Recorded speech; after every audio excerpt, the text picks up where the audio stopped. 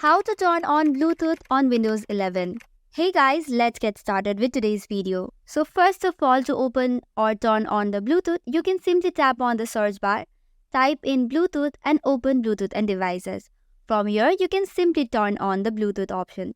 However, if you're not able to find this Bluetooth option, here is the solution to it. So first of all, what you have to do is open your command prompt, run it as administrator.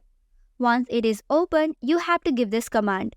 You just have to type in gp update and hit the enter button.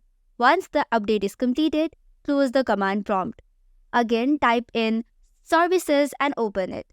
Once that is done, you will see a section of Bluetooth devices or Bluetooth connections. Make sure that all three are running.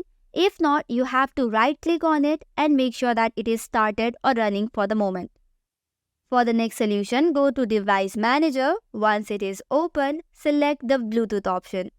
At the first, you have to update the driver. Right-click on it and click on Update Driver. Restart your device once, and after that, if you go to Bluetooth and Devices, you will find the Bluetooth option there. That's all for today. For more such contents, do not forget to hit the like and subscribe button.